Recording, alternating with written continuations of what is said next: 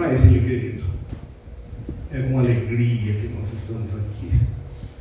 Alegria em receber o Edilson, ó Deus, nos agendamos, o Senhor preparou, Ele está aqui conosco. E nessa hora, Pai querido, eu te peço que Tu tome o Edilson nas Suas mãos, derramando sobre ele a unção do Teu Santo Espírito, para que nós possamos, ó Deus, sair daqui ouvindo a Tua palavra de maneira humilde, quer seja ela para nos desafiar, para nos consolar, para nos educar, para nos corrigir, para nos disciplinar, quer seja para ver, Senhor Deus, nos dar mais força para a caminhada, seja para o que for, que jamais oração alguma se coloque com indiferença diante da Tua palavra. Ao contrário, abra o seu coração. Ofereça o seu coração como solo fértil para a palavra, com a semente boa, que vai cair no solo fértil, e essa semente vai germinar, vai crescer, vai produzir muitos frutos, frutos que saltam para a vida eterna. Pai amado, sentimos a Tua presença que não é tão boa, tão gostosa, tão saudável. Continua, Senhor, soprando o vento do Teu Santo Espírito nesse lugar e em nossas vidas, em nome de Jesus Cristo de Nazaré. Amém, amém e amém. Amém. Para mim é uma gratidão estar com vocês.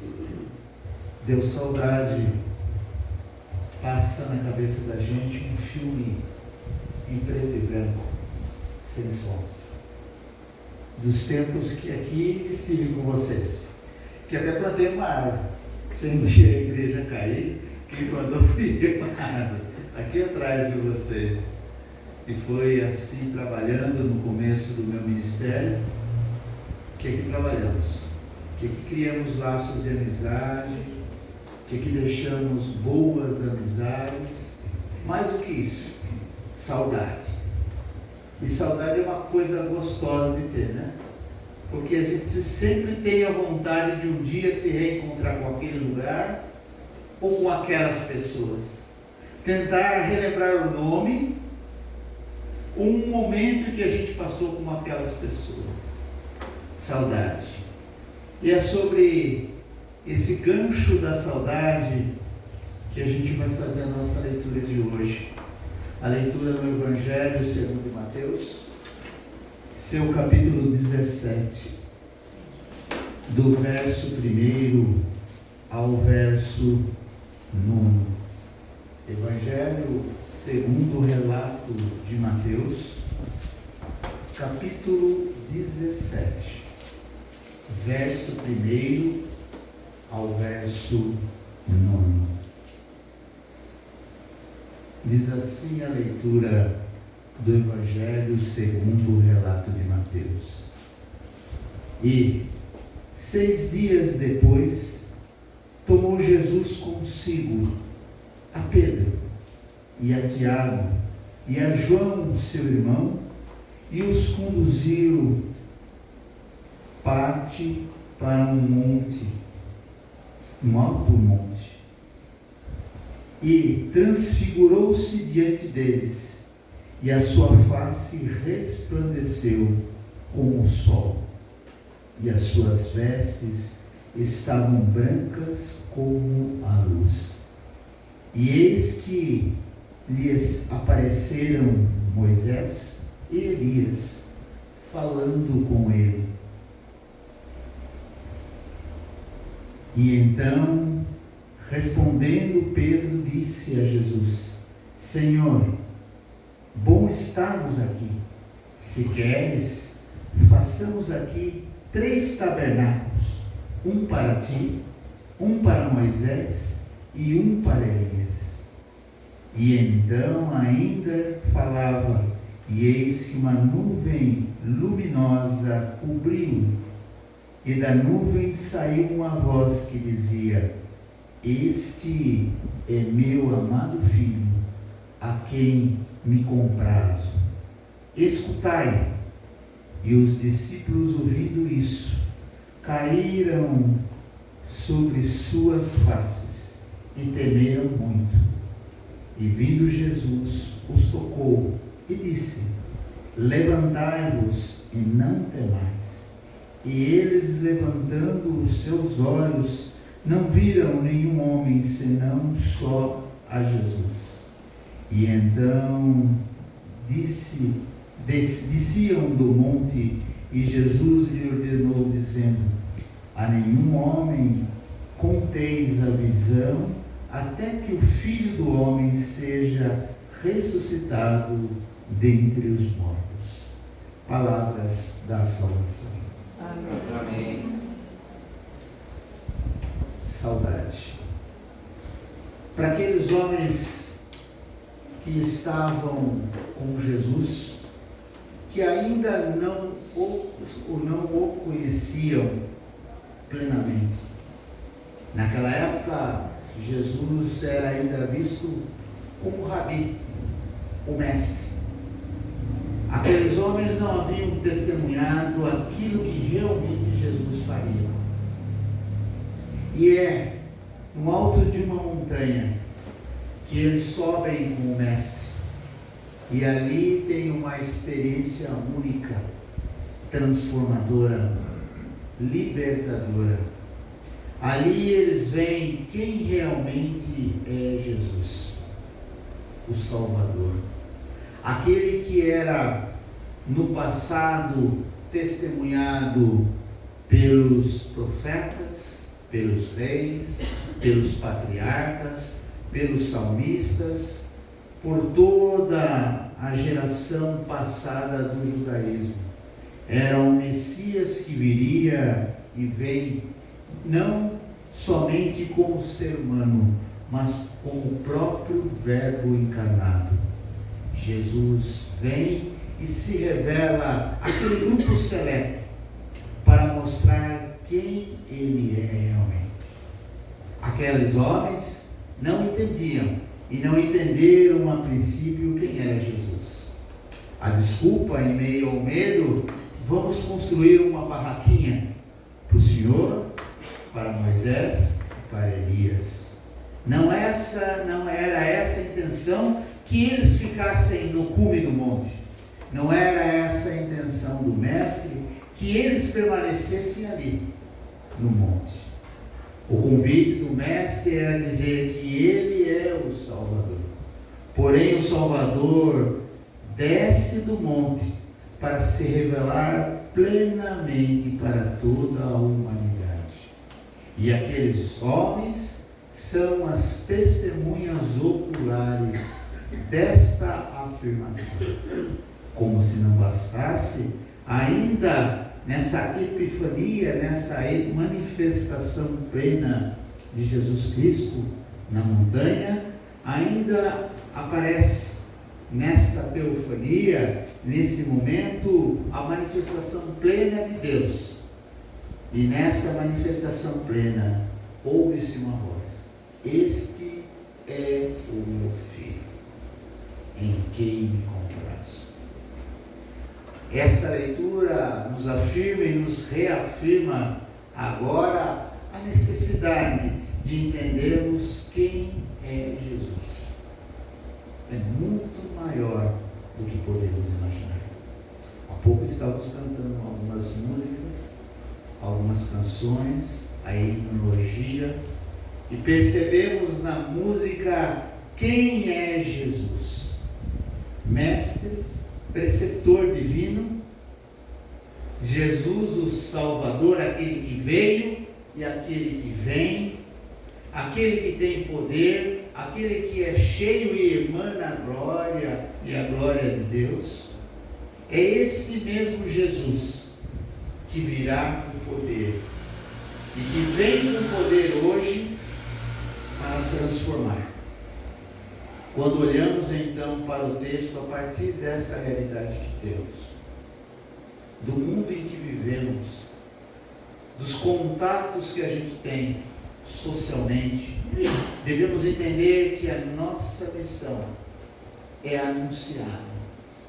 não anunciá-lo como apenas um mestre, não anunciá-lo apenas como um rabi, que tem uma qualidade nos seus ensinamentos, mas de anunciá-lo como aquele que é o próprio Deus, o próprio Verbo que se fez carne e habitou entre os homens, e foi capaz de transformar a humanidade a partir de uma pequena região insignificante da sua época, no Império Romano. Segundo o historiador Flávio Joséfo, a região da Galiléia, a região na qual nosso Senhor viveu, era chamada região de quinta categoria do Império Romano. Mas era essa região que era uma região pouco valorizada para o Império Romano, que vem a salvação para toda a humanidade, que vem a esperança para os homens. E a esperança de Jesus, ela não pode estar alicerçada apenas naqueles elementos que nós gostamos muito: a cura, os bens materiais, o conforto e a qualidade de vida que buscamos. Jesus vem não somente para curar o corpo físico, aliás, ele vem para curar a alma, trazer libertação à alma que estava cativa, segundo as próprias Escrituras, cativa no pecado. Estávamos condenados à morte, pois diz assim, né? O salário do pecado é a morte, mas o dom gratuito de Deus é a vida eterna através de nosso Senhor e Salvador Jesus Cristo. O texto faz-nos ter saudade daquele tempo em que a gente saía para fazer os nossos evangelismos, saudade quando nós éramos apregoeiros da mensagem de Deus, saudade das visitas, dos encontros de família, onde tinha a viola, o violão, até a sanfona. Cadê a Laís? A Laís, a sanfoneira, não é isso? Uma perua Kombi velha que carregava os membros da igreja, que durante a semana carregava cimento e areia, e no fim de semana carregava as pessoas para pregarmos o Evangelho. Do chazinho dado pela dona Alexandra, a folha de figo, lembra disso? Eu olhava para o figo, para a figueira na porta da casa dela, não tinha nem folha mais, porque ela sempre fazia o quê? O chá. Ela dizia: olha, eu tenho umas bolachinhas, que era bolacha Maria, que ela vinha da cesta que a igreja doava para ela, e lá ela preparava às segundas-feiras lá o chá, ao final das nossas reuniões de oração e do nosso culto que fazíamos. Saudade de cantarmos, saudade quando aquele era tão pequeno que era metade, em que nós fizemos o jardim, que não tinha calçada, saudade quando a gente andava a pé de ônibus para ir à igreja, e às vezes nos atrasávamos para chegar ao culto. Saudade dos nossos almoços, porque é nesse contexto que nós víamos a plenitude, a iluminação, o Cristo que se manifesta na simplicidade dos crentes, nos hinos cantados em nosso inário, na falta de recursos, mas não faltava uma coisa: fé. Não faltava alegria, não faltava vontade de vir à igreja. Podia chover lá fora, mas a gente estava aqui, cultuando a Deus, celebrando o Cristo transfigurado, o Cristo que se manifesta plenamente. Esta é a lição da transfiguração de nosso Senhor. É de olharmos para nós e não ficarmos como os discípulos dando desculpa: olha, não vamos descer daqui, que aqui está muito gostoso, vamos fazer uma barraquinha para cada um e nós vamos ficar aqui. Mas o Cristo transfigurado nos chama a descer da montanha, e agora não como os discípulos, de não ficar em silêncio, mas de dizer aquilo que Ele fez por nós. pouco eu vi o testemunho de vocês. Eu vi o testemunho da criança, eu vi os pedidos de oração, eu vi o desejo, o anseio dos irmãos por crescerem.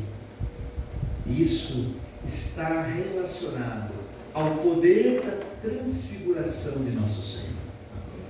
E se vocês creem que Cristo transcende as barreiras das nossas paredes e muros, das nossas cercas, sem dúvida nenhuma, as coisas vão fluir. Estamos vivendo um tempo em que as pessoas querem ficar no monte. É muito melhor o monte. Vamos fazer a nossa barraquinha aqui, mas não queremos descer para a nossa realidade, onde deparamos com pessoas dependentes químicos, de pessoas que vivem na extrema pobreza, de mulheres que passam por violência doméstica, por idosos que são maltratados por seus próprios filhos, de pessoas que não têm a condição de lidar com o luto e vivem nesse processo de enlutamento por toda a sua jornada, uma dor difícil de tirar. E a igreja tem o instrumental para trazer libertação, para trazer transformação, trazer essa mesma luz que irradiou de nosso Senhor, de Moisés, de Elias, para a realidade humana. Nós somos a lâmpada que tem que iluminar. Nós somos a luz e o sal da terra. E o convite desta leitura do lecionário de hoje, do Evangelho de Mateus, é para afirmar que você é importante. Que cada um de vocês, o senhor com o bandolim, né, que chama? O bandolim tocando, a Luciana, o piano, os meninos cantando aqui no back vocal, no violão, o pastor também dando sua pala, né, ajudando. A cada um de vocês há o papel de juntos produzirmos essa luz. Somos luz, porque recebemos também na transfiguração de nosso Senhor essa luz, através do Espírito Santo, através da conversão, através do Cristo que nos chamou para sermos diferentes. E nós temos que ser encorajados a descer do monte. Não agora ficar em silêncio, mas dizer: olha, há alguém que pode te libertar. Eu não tenho nem ouro e nem prata, mas o que eu tenho eu lhe dou: a salvação em Jesus Cristo. E há tantas pessoas. Eu estava de manhã em Brigadeiro Tobias, Alumínio, perdão. E lá em Alumínio eu estava contando que esta semana eu moro ali na região do Butantã, do Bom Filhole, e eu saio às vezes no final da tarde, logo depois que eu chego, para almoçar ali, jantar num restaurante. E tem um rapaz que é mendigo, mora na rua, e sempre ele está ali, vira e mexe, eu pago uma janta para ele, pago um lanche, alguma coisa, a gente conversa. E nesse dia eu paguei um lanchinho para ele, e aí a gente falou: você está indo para sua casa? Ele disse: essa mãe, vamos embora. Vamos embora, eu estou indo para lá também. E esse mendigo, curiosamente, ele tem casa, ele tem família, ele teve filhos, ele tem uma mãe. Mas aquilo que tirou ele da família é uma coisa que não pede 10%, pede 100%, pede a vida, o diabo. E aquele homem viveu parte da sua vida na dependência química. A família não aguentou. Ele não aguentou também a família e abandonou. Uma pessoa de formação, que fez uma faculdade, vive deitado embaixo de uma marquise, catando latinhas para sustentar o vício. Eu disse para ele essas palavras: eu não tenho nem ouro nem prata. A única coisa que eu posso lhe dar é aquele que me salvou, Jesus Cristo. E Ele quer salvar você. Porque Ele colocou você no meu caminho. E colocou eu no seu caminho. Então vá. Volte para sua casa. Volte para sua família. E seja feliz. E eu quero dizer para vocês o mesmo. Nós vamos nos encontrar com muitas pessoas, seja num carro, num Uber, seja num ônibus, seja lá no hospital para uma consulta, seja no seu trabalho, sempre haverá alguém que vai ser colocado em nosso caminho. E você tem que manejar bem essa palavra, a palavra de fé, aquela que pregamos. Então, maneje bem, porque Deus vai colocar pessoas em suas vidas, pessoas nas quais você vai ter a oportunidade de falar de Jesus Cristo. Fala. Hoje, eu até brinquei em alumínio, que igreja tem em todos os lugares. E lá perto tem a igreja de alumínio, curiosamente, eu vim de carro, mapeei 4. Em menos de 1 quilômetro, 4 igrejas. Além da igreja. E nesse caso dos irmãos hoje, qual a significação de ter 4 igrejas e as 4 não fazerem a diferença na vida daquelas pessoas que estão ali em torno delas? A igreja tem que ser luz. Amém. A igreja tem que ser sal. A igreja tem que ter as portas abertas para alcançar os não alcançados. Jesus disse: eu não vim para os sãos, mas vim para os doentes. As pessoas nos batem às vezes no dia a dia, querendo comer as migalhas que caem da mesa. E às vezes a gente nem as migalhas deixamos para que as pessoas comam. Então pense nisso. Hoje somos desafiados a transmitir essa luz que já recebemos. Note bem, já recebemos. Porque essa luz, segundo o registro da transfiguração, ocorreu lá nos tempos de Jesus.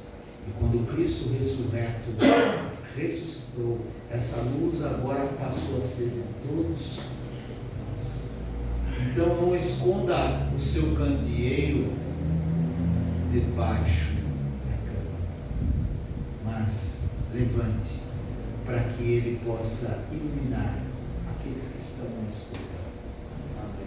E um dia, nós estaremos plenamente transfigurados com aquele que venceu a morte, Jesus Cristo. E em uníssono, nós vamos cantar naquele dia, em uma só voz: Santo, Santo, Santo é o Senhor Deus. Então, o convite que vos faço nessa noite é que possamos descer a montanha, que possamos testemunhar Jesus Cristo, porque tem alguém bem perto de você que precisa ouvir essa palavra. Então que você a leve com amor, com ternura, com compreensão, com sabedoria, e pedindo a Deus o discernimento do Espírito Santo para fazer a sua obra naquela vida, com aquelas vidas. Somente assim nós vamos expandir as nossas igrejas. Não vão ser mais igrejas pequenas, mas grandes igrejas, nas quais a única coisa que temos a oferecer é a Bíblia, a palavra de Deus. Então que essa palavra seja proclamada, não somente pelos pastores, pastoras, não somente pelos oficiais da igreja, mas por toda a congregação. Que assim seja, em Jesus Cristo. Amém. Amém.